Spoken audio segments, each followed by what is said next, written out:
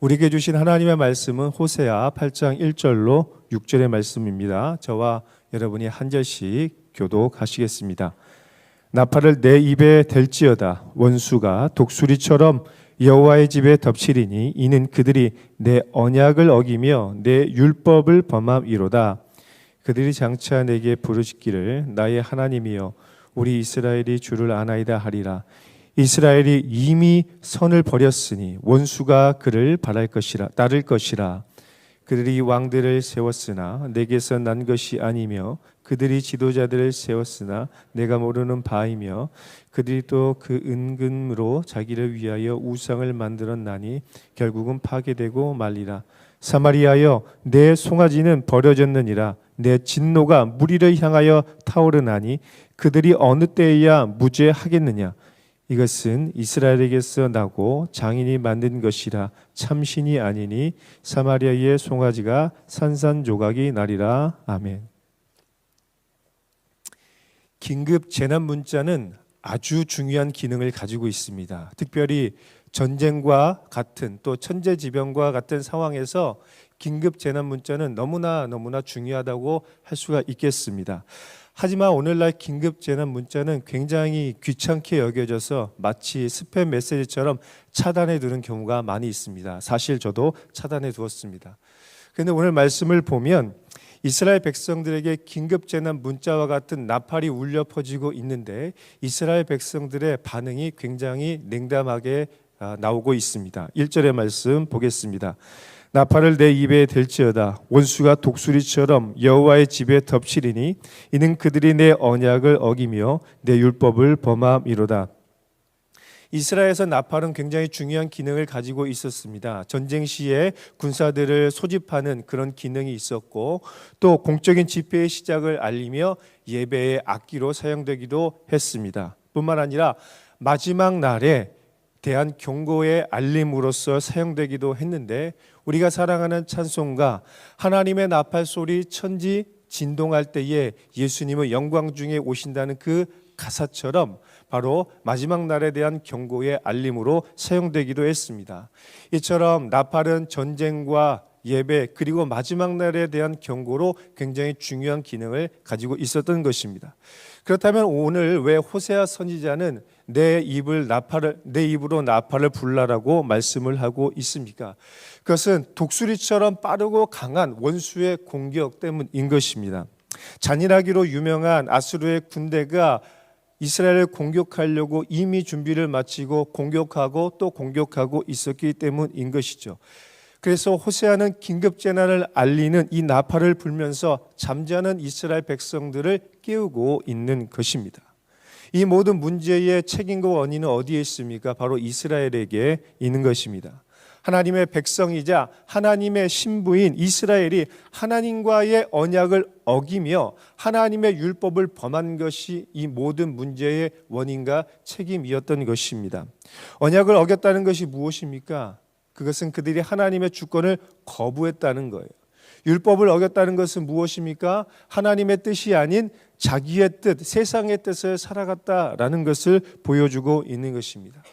언약은 하나님과 이스라엘이 맺은 특별한 관계의 축복이고 특권인데 그것을 지키지 않았습니다. 율법은 이 관계를 풍성하고 또 안전하게 만드는 안전장치인데 이스라엘 백성들은 율법을 어기고 그리고 또 언약을 깨트린 것을 볼 수 있죠. 그래서 하나님은 오늘 이스라엘 백성들에게 아수르라는 인생 막대기와 채찍을 들고 그들의 영혼들을 깨우고 있는 것입니다. 여러분 오늘 우리의 인생에도 이런 인생 막대기와 채찍이 있을 때가 있지 않습니까? 때로는 너무나 힘들고 너무나 고통스럽고 너무나 아픈 인생 막대기와 채찍이 우리를 두드릴 때가 있습니다. 여러분은 이럴 때 어떻게 반응하십니까? 그리고 오늘 이스라엘 백성들은 어떻게 반응했을까요? 원수의 강력한 공격 앞에서 이스라엘이 할 수 있는 일 그리고 반드시 해야 될 일은 무엇입니까? 그것은 하나님 앞에 돌아가서 기도하고 회개하는 것입니다. 속수무책인 상황 속에서 내가 아무것도 할 수 없는 그런 상황 속에서 사실 우리가 할 수 있는 일은 하나님 앞에 나아가서 하나님 도와주세요, 잘못했습니다라고 무릎을 꿇고 회개하는 것, 그거밖에 없는 것입니다. 왜 그렇습니까?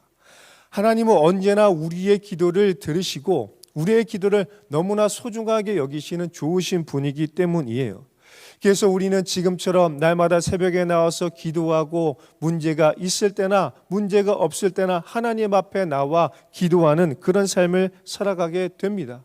왜냐하면 하나님에 대한 확신, 하나님이 우리의 기도를 들어줄 것이라는 믿음이 있기 때문에 하나님 앞에 나와 기도하게 되는 것이죠.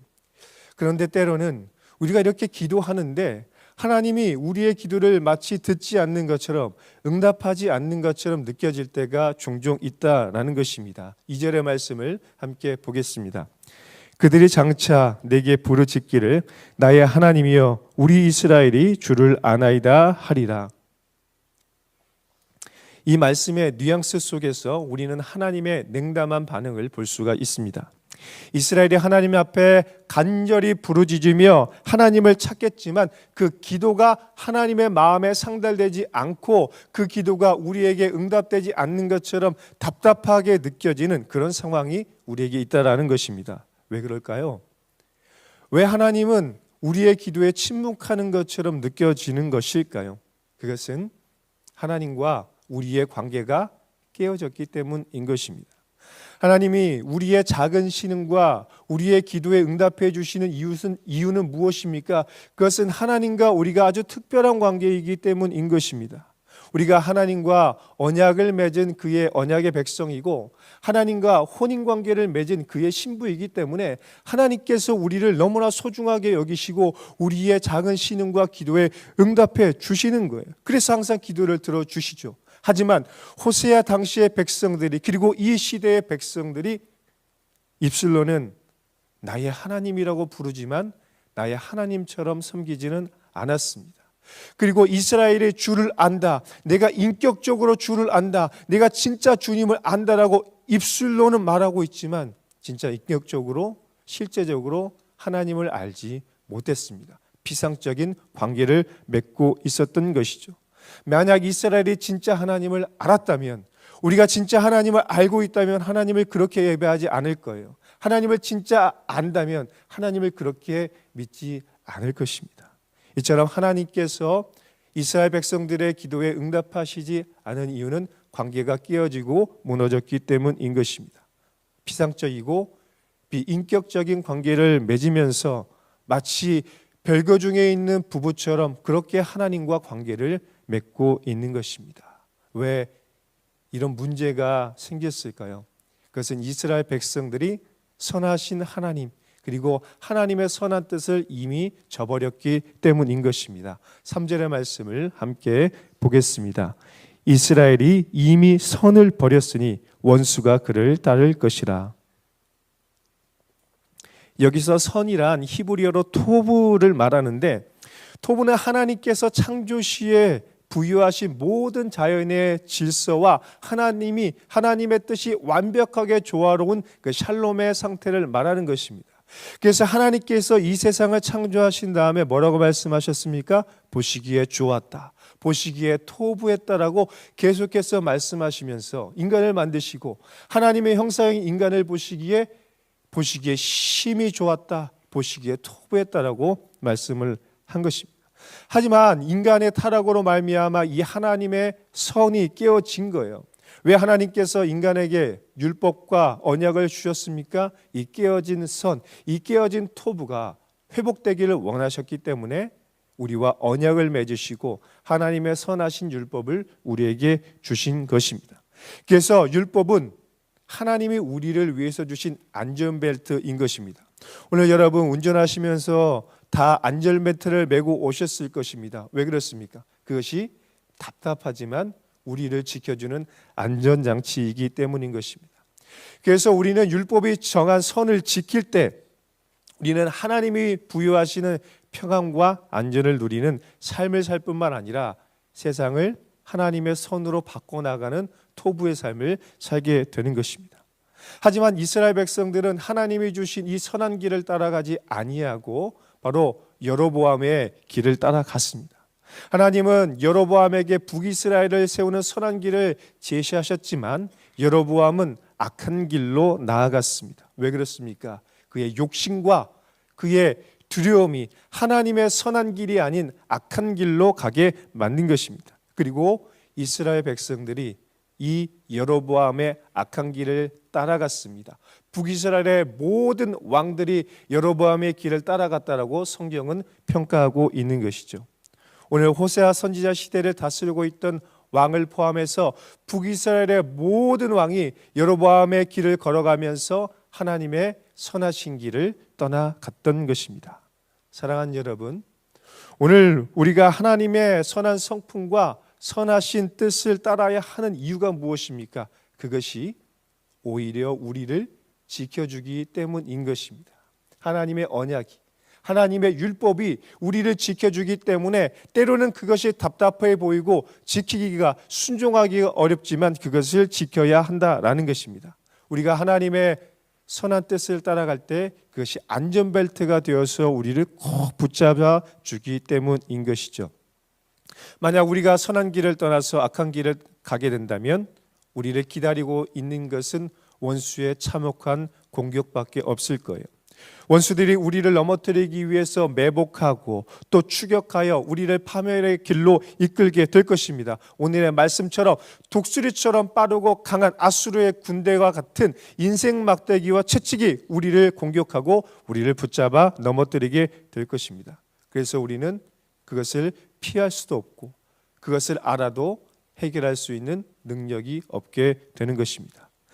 왜냐하면 선이 없는 곳에 악이 임합니다. 그리고 악은 마치 강력한 자석처럼 악을 계속해서 끌어당기게 되는 것입니다. 그래서 우리가 악에 있으면 우리는 악인의 길을 따라가고 오만한 자들의 자리에 서면서 하나님을 떠나는 여로보암의 길을 가게 되는 것이죠. 사랑하는 여러분, 여로보암의 길을 걸어가고 있다면 지금 당장 돌이켜셔야 합니다. 여로보암의 길이 아닌 하나님이 정한 율법의 선한 길을 가야 할 것입니다. 하지만 오늘 이스라엘 백성들은 그렇게 살아가지 않았습니다. 왜 그랬을까요? 왜냐하면 그들은 하나님이 기뻐하지 않는 리더, 하나님을 사랑하지 않는 리더, 하나님을 경외하지 않는 리더들과 우상들을 따라가는 삶을 살았기 때문인 것이죠. 4절의 말씀을 함께 보겠습니다. 그들이 왕들을 세웠으나 내게서 난 것이 아니며 그들이 지도자들을 세웠으나 내가 모르는 바이며 그들이 또 그 은금으로 자기를 위하여 우상을 만들었나니 결국은 파괴되고 말리라. 이스라엘이 세우고 따른 지도자들은 하나님이 알지 못한다고 말씀하십니다. 무엇이 문제였습니까? 이스라엘의 왕들은 베델과 단의 금송아지 우상을 만들고 이스라엘과 유사한 절기를 만들었을 뿐만 아니라 일반 백성들을 제사장으로 삼아서 예배하게 했습니다.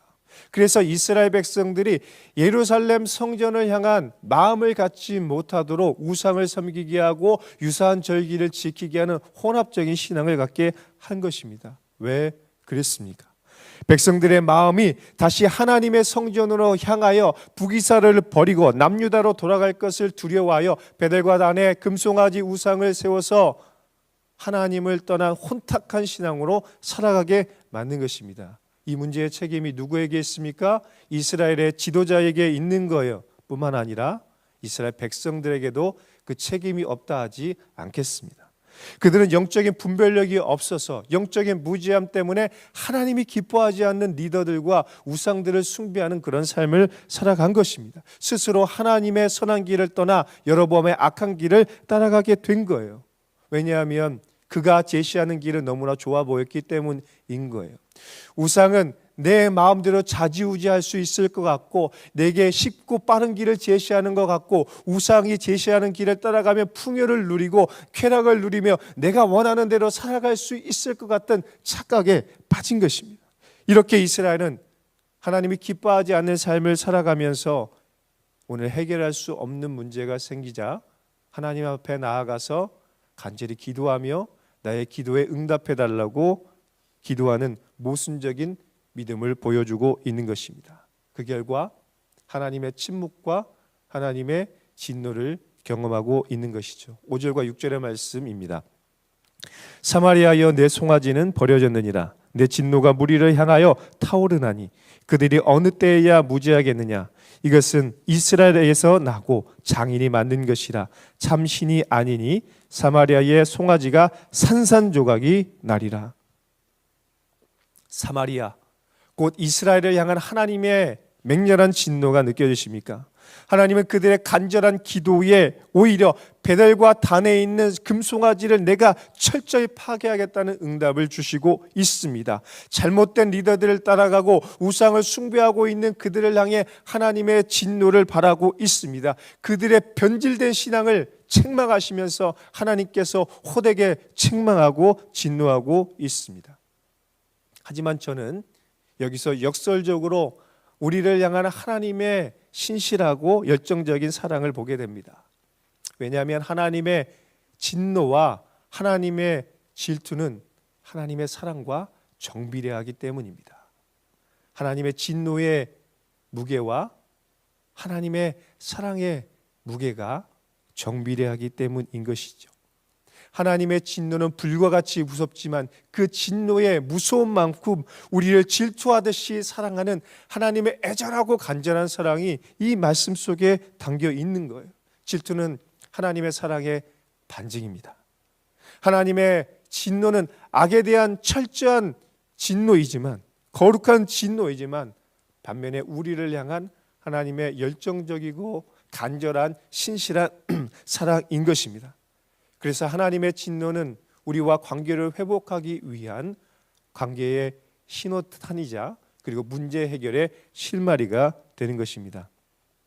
사랑하는 여러분, 하나님께서 때로는 우리의 기도에 침묵하고 응답하지 않는 것처럼, 나를 마치 사랑하지 않는 것처럼 느껴질 때가 있을 것입니다. 우리의 삶에 감당할 수 없는 고난이 주어지고 인생 막대기와 채찍이 우리를 강하게 때릴 때가 있을 것입니다. 그러나 그럴지라도 하나님의 사랑을 의심하지 마시길 예수님의 이름으로 축원합니다. 오히려 하나님의 선하심을 바라보고 우리를 사랑하신다는 믿음을 회복하고 우리 안에 있는 우상을 제거하고 내가 따랐던 세상적인 왕 사울과 여로보암의 길이 아닌 다윗의 길로 나아가기를 결단하시길 바랍니다.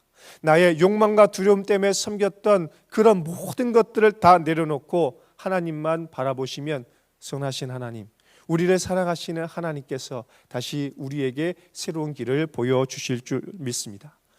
이처럼 문제 해결의 실마리는 생각보다 가까운 곳에 있어요. 내가 쓰러진 그곳에 문제 해결의 실마리가 있는 것입니다.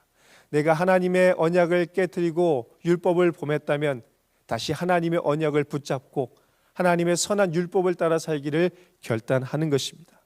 욕심과 두려움 때문에 금송아지 우상을 섬기고 세상적 리더들을 따라갔다면 이제 그 모든 우상을 파괴하고 여로보암의 길이 아닌 예수 그리스도가 걸어가셨던 십자가의 길을 걸어가는 것에 그 해답이 있습니다.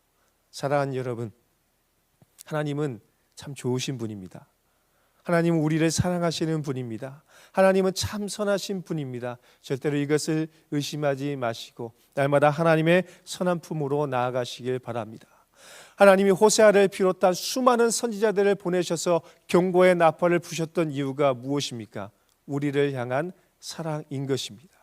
이스라엘 백성들이 북이스라엘이 주전 722년에 멸망할 때까지 계속해서 선지자들을 보내고 또 보내셨던 이유, 그리고 마지막 날에 예수 그리스도를 보내셔서 우리에게 하나님의 말씀을 전하신 이유는 무엇입니까? 우리를 사랑하시기 때문인 것입니다. 그래서 우리가 이 하나님의 사랑을 믿고 그분 앞에 나아간다면 다시 우리는 하나님이 약속하신 안전과 평안을 누리게 될 줄 믿습니다. 그러므로 오늘 우리는 이 시대를 향한 진리의 나팔수가 되어야 할 것입니다. 호세아가 나팔을 불며 이스라엘 백성들을 깨웠던 것처럼 오늘 이 시대를 향한 호세아가 되어서 하나님의 진리의 나팔을 불고 하나님이 오실 주 예수 그리스도가 다시 오실 그 영광을 위해 우리는 복음을 전하며 진리의 나팔을 불어야 할 것입니다. 그럴 때 우리로 말미암아 잠자는 영혼들, 우상을 숭배하는 영혼들, 세상을 위해 세상적 성공을 위해 살아갔던 영혼들이 다시 깨어나 하나님께 돌아오는 회복의 역사가 일어날 줄 믿습니다. 함께 기도하겠습니다. 존귀하신 아버지 하나님, 참 감사합니다. 주의 은혜로 말미암아 오늘 우리는 하나님의 경고의 나팔을 들고 회개하며 주님 앞에 나아가 기도하게 됩니다. 하나님, 하나님의 진노 앞에서, 하나님의 침묵 앞에서 하나님의 사랑을 의심하는 것이 아니라 오히려 우리를 질투하시는 그 하나님의 사랑을 바라봅니다. 선하신 하나님을 다시 바라보며 나아가오니 오늘 우리에게 회복의 은혜를 더하여 주시고 진리의 나팔수로 살아갈 수 있는 거룩한 결단과 은혜를 허락하여 주옵소서. 이 모든 말씀을 살아계신 예수님의 이름으로 기도 올려드립니다.